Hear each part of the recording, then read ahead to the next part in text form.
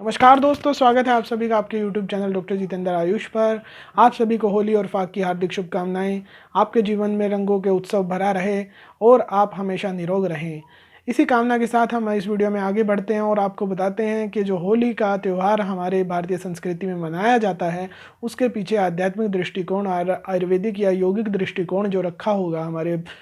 पूर्वजों ने, हमारे संस्कृति के धरोहर जो महर्षि थे, उनका जो दृष्टिकोण रहा होगा, उससे थोड़ा थोड़ा हम जानने की कोशिश करेंगे कि हमारे लिए ये किस प्रकार होली का त्यौहार बहुत ही अच्छा और लाभकारी सुख प्रदान करने वाला है और निरोगी बनाने वाला है। सबसे पहले हमें यह जानना होगा कि होली का त्यौहार कब आता है। होली का त्यौहार दोस्तों जो हमारी बसंत ऋतु है उसके और हमारी ग्रीष्म ऋतु के बीच में आता है। ऋतु संधि का जो काल चल रहा होता है या जो हमारे दो मौसम बदल रहे हैं, जैसे ही हम बसंत ऋतु से ग्रीष्म में जा रहे हैं, उसके अंदर जो परिवर्तन हो रहा है, जलवायु का परिवर्तन हो रहा है, सूर्य के ताप का परिवर्तन हो रहा है। आजकल आपको लगता होगा कि पसीना आना शुरू हो जाता है, चमड़ी के विकार होने लग जाते हैं, जो हमारे चमड़ी से संबंधित इन्फेक्शन है वो होने लग जाते हैं, या सांस संबंधी कुछ लोगों को सांस की अस्थमा की दिक्कत होने लग जाती है। तो उन सब से बचने के लिए अगर सामाजिक तौर से कोई ऐसी प्रक्रिया की जाए जिसके माध्यम से सभी लोगों तक औषधियों का जो हमारी आयुर्वेदिक या हमारी यौगिक क्रियाएं हैं उनका लाभ पहुंचाया जाए, वो जो उन्होंने सोचा, उन्होंने उसको उत्सव का नाम दिया, त्योहारों का नाम दिया। तो पहले तो हमें ये समझना होगा कि जो होली का त्यौहार होता है वो 2 दिन का त्यौहार नहीं होता, वो केवल रंगों का त्यौहार नहीं होता। उसमें रंग तो होते ही होते हैं दोस्तों, उसमें बहुत बड़ा हमारे स्वास्थ्य के लिए एक संदेश छुपा होता है जो हमें मनाने के लिए ध्यानपूर्वक सोच समझकर अपने होली त्यौहार को मनाना चाहिए। होली का त्यौहार शुरू होता है दोस्तों फाल्गुन, जो हमारा होलाष्टक बताया जाता है, होली के 7 दिन पहले और होली के 7 दिन बाद। ये पूरा 14-15 दिन का हमारा उत्सव होता है, अगर हम इसको आयुर्वेदिक दृष्टिकोण से या हम इसको ज्योतिष विद्या से समझे तो। क्योंकि इसके अंदर जो होली का दहन होता है वो फुल मून का एक, अगर समझें तो हम शाम के समय जब चंद्र आ जाता है उसके बाद इसका दहन किया जाता है। और इनका जो प्रक्रिया है वो जो 1 सप्ताह पूर्व शुरू होती है, उसकी तैयारी वो इस प्रकार होती है कि जो भी इस हमारे धरती पर औषधियाँ हैं, बहुत सारी औषधियाँ हैं, जिनमें से बहुत सारी औषधियाँ इस मौसम के अंदर आकर स्वयं सूख कर अपने पेड़ों से, अपने पत्तों से गिरने लग जाती हैं। तो पुराने समय में जो उनका दृष्टिकोण रहा होगा आरोग्यता देने के लिए, उसके उन्होंने ये विधान बताया था कि जो भी हमारे आसपास औषधीय पौधे हैं, पेड़ हैं, उनके जो पत्ते हैं, उनकी जो पेड़ों की डालियां होती हैं जो टूट कर गिर जाती हैं स्वयं अपने आप, उनको लेकर उठाकर एकत्रित करना सप्ताह पूर्व शुरू हो जाता था। होलिका दहन से पूर्व की बात बता रहा हूँ दोस्तों कि 1 सप्ताह पूर्व एक ऐसा चौराहा या मोहल्ले का एक ऐसा कोना इसमें देखा जाता था जहाँ पर सभी लोग एकत्रित हो सकें। वहाँ पर गंगा जल से सफाई करवा कर और फिर उसके बाद उन पौधों का जो डालियाँ होती हैं या जो फलियाँ होती हैं, जिस प्रकार आप देखेंगे कि नीम का, पीपल का, कचनार का, अशोक का और कई बार अर्जुन के पेड़ों पर भी हम देखते हैं कि बहुत सारी डालियाँ उनकी टूटकर अपने आप ज़मीन पर गिर जाती हैं। तो उन सबको एकत्रित करके, साथ ही जो औषधियाँ हमारी पूजा पाठ में इस्तेमाल होती हैं, पूजा पाठ में उसका होलिका पूजन के समय या फिर जो 1 सप्ताह पूर्व से तैयारी के अंदर ही दोस्तों, आप सब ग्रामीण क्षेत्र से जो लोग हैं वो जानते होंगे कि गाय के गोबर के उपले बनाए जाते थे, विभिन्न आकार के, चांद तारे गोले के आकार के, जिसमें बच्चों को आकार बनाने की एक कला तो बढ़ती ही थी बच्चों की, गृहिणियों की। साथ ही वो जो गाय का गोबर उस समय में एकत्रित किया जाता था उपलों के रूप में, वो इसलिए लिया जाता था क्योंकि गाय जंगल में जब चरने जाती है तो बहुत सारी औषधियों को वो अपने अंदर समाहित कर लेती हैं, और जो उसका दूध होता है या उसका जो मलमूत्र होता है, स्वाभाविक तौर से गाय का दूध वगैरह सब कुछ, सारे द्रव्य जो गाय दूध देती है या मलमूत्र वगैरह छोड़ती है, उसके अंदर औषधीय गुण छुपे होते हैं। अब दोस्तों मैं बताना चाहूँगा कि जो गाय का गोबर के अंदर गुण थे, अब जो डालियों के अंदर गुण थे, और साथ में जो होलिका दहन से पूर्व जो सुबह पूजन पाठ किया जाता है, उसके अंदर हल्दी, बेर के जो फल या मौसमी जो फल उसमें अर्पित किए जाते थे, वो सब मिलकर एक सामूहिक यज्ञ का रूप ले लेते हैं। और रात्रि के समय जब पूर्णिमा होती है, जब चाँद पूरा होता है, वो जो शरीर पे चंद्रमा का शीतलता के साथ प्रभाव आता है और जो उस होलिका दहन से जो ऊष्मा प्राप्त होती है, जो गर्मी उससे उत्पन्न होती है, वो आसपास का जितना भी दायरा जहाँ पर लोग रहते हैं, वहाँ के कीटाणुओं का नाश का कारण बनती है, हवा को साफ करने का कारण बनती थी। और यही कारण था कि वो होलिका दहन का जो पूर्ण रूप से होलिका दहन का जो आध्यात्मिक तौर से जो हमारी दृष्टिकोण रहा होगा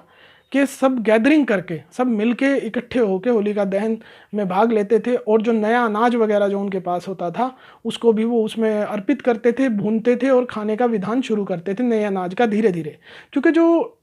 मौसम चेंज हो रहा है, अभी नया अनाज नहीं खाया जाता था जब तक वसंत ऋतु चलती है, लेकिन जैसे ही वसंत ऋतु जाने वाली है तो उसके लिए शरीर को अंदर से और बाहर से तैयार किया जाता है।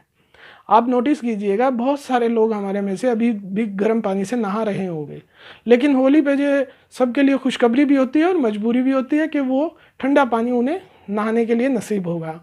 तो इस चीज़ को समझना और इस चीज़ को हम सोचें यदि कि हमारे जो महर्षियों ने हमारे को सांस्कृतिक विरासत दी, उसमें आयुर्वेदिक और यौगिक दृष्टिकोण कितनी गूढ़ता से छुपा हुआ है, उसको थोड़ा सा समझना और अपनाना बहुत ज़रूरी है। तो अब हम आपको बताएंगे कि जो होली के दहन के बाद नेक्स्ट डे जो फाग का उत्सव मनाया जाता है, उसमें आयुर्वेदिक और यौगिक जो महत्व जुड़ा हुआ है वो क्या है। आमतौर पर दो कहानियाँ दोस्तों जो प्रचलन में है। एक तो होलिका दहन, जो होली नाम की एक राक्षसी थी, हिरण्यकश्यप की बहन, जो प्रहलाद को लेकर अग्नि पर बैठी थी। विष्णु की कृपा से वो प्रहलाद तो बच जाते हैं, परंतु होलिका का दहन हो जाता है, जिसे भगवान से वरदान भी मिला हुआ था कि उसको अग्नि जला नहीं सकती, फिर भी वो नष्ट हो जाती है। तो ये तो दर्शाता है कि अच्छाई हमेशा जीतती है और बुराई हमेशा हारती है, इस उस उत्सव के माध्यम से भी। और दूसरा जो हमारी कथा है प्रचलन में, वो है शिव भगवान जी को जब कामदेव जी ने प्रेम के तीर मारे, तो शिव जी के जो तीसरा नेत्र है वो तपस्या भंग होने के कारण खुल जाता है और कामदेव भस्म हो जाते हैं। कुछ यौगिक ये भी मानते हैं कि जो तीसरा नेत्र खुलता है वो अंदर की तरफ खुलता है और जो हमारी वासना है, जो हमारा जो लक्ष्य है, उससे जब हम भटकते हैं तो हमें अपना अंदर झांकना चाहिए और अपनी अंदर की बुराइयों को ख़त्म करना चाहिए। जो योग के अंदर समझाया जाता है कि आप अपने आप से जुड़ें, अपनी आत्मा से जुड़ें, जो परमात्मा का अंश है उससे जुड़ें। साथ ही जो आपके जो टारगेट हैं जो इस मंथ के अंदर हमारे को मिलते हैं, जैसे कि हमारी बहुत सारे एग्ज़ाम वगैरह चल रहे होते हैं, या जो जीवन में हमारा कोई भी टारगेट हो उसको अचीव करने के लिए हमारे को अपने ऊपर ध्यान केंद्रित करना चाहिए दोस्तों। अब कथा के साथ साथ मैंने आपको समझाया कि हम उन कथाओं को अपने जीवन में किस प्रकार उनसे हम लाभ उठा सकते हैं, कि जो वो कथा मैसेज दे रही है वो हमारे आज के दिन, आज की लाइफ में भी किस तरह हम उसका लाभ ले सकते हैं। साथ ही दोस्तों जो फाग खेला जाता है उसके बारे में मैं आपको बताना चाहूँगा। फाग के अंदर रंगों का उत्सव मनाया जाता है। रंगों का उत्सव ये नहीं कि जो सिंथेटिक कलर्स हैं उनका उत्सव, ये नहीं कि जो केमिकल बेस हैं उनका उत्सव। उस समय में जो रंगों का उत्सव मनाया जाता था दोस्तों, उसके पीछे बहुत बड़ा विज्ञान था। क्योंकि जो इस मौसम से पहले या इस मौसम के अंदर, वसंत ऋतु में या शिशिर ऋतु में, जनवरी से लेकर फरवरी मार्च के दौरान जो पुष्प निकलते हैं उनका प्रयोग चमड़ी के विकारों को दूर करने के लिए किया जाता था और मोटापे को कम करने के लिए भी किया जाता था, जिसमें उन पेड़ पत्तों की जो सामग्री है उनको सुखाकर या उनको गीली अवस्था में भी रगड़ने के लिए इस्तेमाल किया जाता था, जिससे चर्म रोग वगैरह दूर होते थे। अब हम कलर थेरेपी, आज के विज्ञान अपने सभी पैरामीटर्स पर ये नाप चुका है कि जो कलर का विज्ञान है वो बहुत बड़ा विज्ञान है। कलर के अंदर, जैसे हम सब जानते हैं, यदि ऊर्जा की कमी होती है तो हमें लाल रंग ऊर्जा प्रदान करता है और ऊर्जा की शांति के लिए नीला और हरा रंग। यदि किसी को गुस्सा ज़्यादा आता है तो उसको हरे रंग और नीले रंग के वस्त्र पहनाए जाते हैं। जिसको गुस्सा ज़्यादा आता है उसे लाल रंग के वस्त्र नहीं धारण करने चाहिए, या लाल कलर नहीं ज़्यादा देखना चाहिए, ज़्यादा यूज़ नहीं करना चाहिए। बहुत सारे कलर्स के अलग अलग डेफिनेशंस हैं कि अलग अलग डिजीज़ के अंदर उनको कलर थेरेपी के अंदर यूज़ किया जाता है दोस्तों। तो समझने की जो बात है, हमारे विज्ञान के पीछे, जो आयुर्वेद या सांस्कृतिक धरोहर के पीछे जो विज्ञान छिपा हुआ है, उसको समझने का हमारे को ज़रूरत है। उस प्रकार हमें अपने त्योहारों को मनाने की ज़रूरत है। साथ ही दोस्तों मैं आपको बताना चाहूँगा कि जो फाग के 7 दिन बाद जो 7 दिन बाद की प्रक्रिया है कि हम ज़्यादातर लोग यही जानते होंगे कि 2 दिन का त्यौहार है और ये समाप्त हो जाता है, दूसरे दिन नेक्स्ट डे हम सबको अपनी वर्किंग में जाना है। लेकिन दोस्तों ये खान पान से जुड़ा हुआ है। अगर आप थोड़ा सा आध्यात्मिक तौर से समझेंगे तो होली के बाद शीतला सप्तमी आती है जो 7 से 8 दिन के अंदर आती है, और शीतला सप्तमी के अंदर कुछ ठंडे और बासी द्रव्यों का प्रयोग किया जाता है पूजा पाठ के अंदर। वो जो समझाने का मतलब है कि जो आपकी बॉडी की हीट है उसको न्यूट्रलाइज करने के लिए जो आपके डाइट के अंदर जैसे कि गुड़ के चावल का प्रयोग किया जाता है, दही का प्रयोग किया जाता है, और धीरे धीरे उसके लिए आपको तैयार किया जाता है, प्रसाद रूप में वो बांटा जाता है। साथ ही गैदरिंग का जो मैंने आपको बताया, गैदरिंग के पीछे बहुत बड़ी साइंस है। वो साइंस ये है कि गैदरिंग क्यों होती है। आज के विज्ञान के तौर से बहुत सारे कम्युनिकेबल डिजीज़ भी लग जाते हैं अगर हम रोगियों के साथ मिलते हैं, लेकिन उस समय में जो महर्षियों का समय था, जो आध्यात्मिक तौर से जुड़ने का समय था, उस समय रोगी की एक अलग व्यवस्था की जाती थी और स्वस्थ व्यक्तियों की जो गैदरिंग होती थी वो एक अलग होती थी। तो जो हमारे विज्ञान के अंदर समझने की बात है कि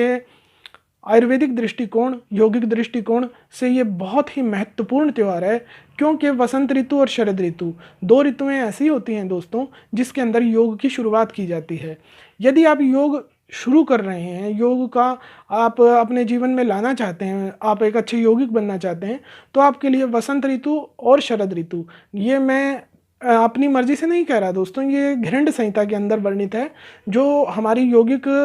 शास्त्रों के अंदर एक बहुत ही महत्वपूर्ण ग्रंथ है। उसके अंदर बताया गया है कि हमारे को कब कब शुरू करना चाहिए योग की तैयारी। जो प्रकृति हमारा उसमें साथ देती है, हमारी एनर्जी उसको ज़्यादा अच्छी तरह से गेन कर पाती है और हमारी एनर्जी अपने आप को संयमित कर पाती है। तो वो काल कब कब का है, वो वसंत ऋतु और शरद ऋतु का है। तो दोस्तों जो मैंने आपको जानकारी देने की प्रयास किया, आशा करता हूँ आप सभी को अच्छा लगा होगा, और हमारी वीडियो को ज़्यादा से ज़्यादा लाइक करें, शेयर करें। इस वीडियो को देखने के लिए आप सभी का धन्यवाद।